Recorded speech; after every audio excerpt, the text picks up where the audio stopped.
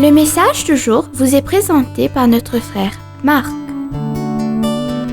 Salut, chers bien-aimés de notre Père Céleste. Aujourd'hui, nous allons conclure avec les 2 derniers comportements que nous devons éliminer avec le reste de nos déchets en cette période de décembre lors de nos nettoyages. Numéro 6. Mettre fin, arrêter les médisances.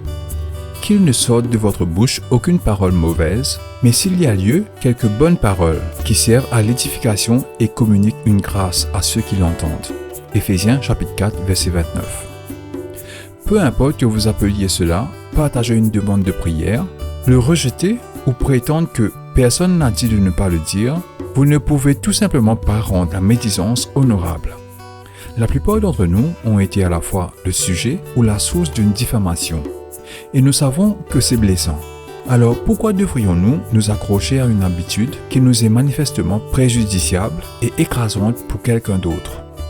Éphésiens nous offre une alternative intéressante à la médisance. La prochaine fois que vous serez tenté de vous en prendre à quelqu'un, essayez plutôt de le prendre en charge.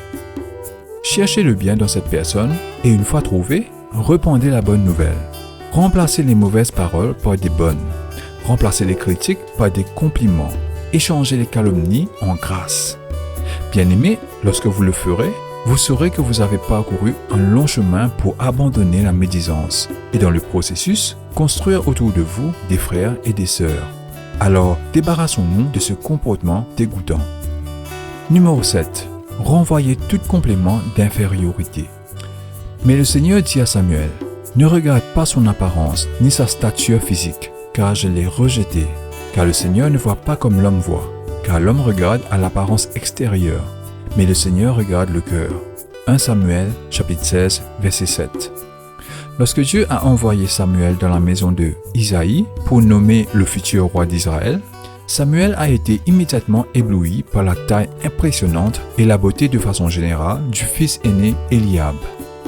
Pensant que ce rendez-vous était terminé, Samuel a failli ne pas entendre la voix du Seigneur. Eliab, le choix semblablement évident, n'a jamais été dans le coup.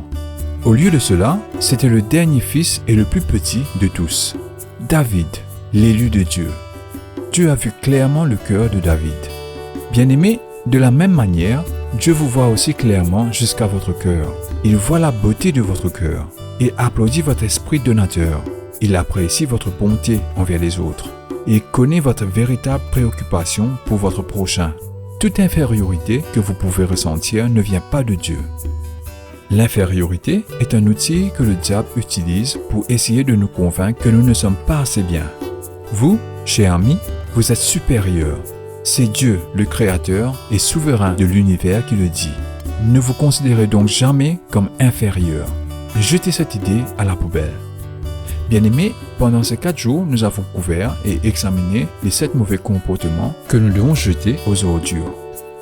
Bien-aimés, alors que décembre et l'année 2021 se terminent, laissons ces choses derrière et allons de l'avant et comportons-nous comme notre Dieu le veut. Que Dieu vous bénisse tous. Profitez de votre journée en lui. On se rencontre demain. Au revoir. Si toi aussi tu crois que la parole de Dieu est une bénédiction, partage-la et sois une source de bénédiction pour les autres, toi aussi.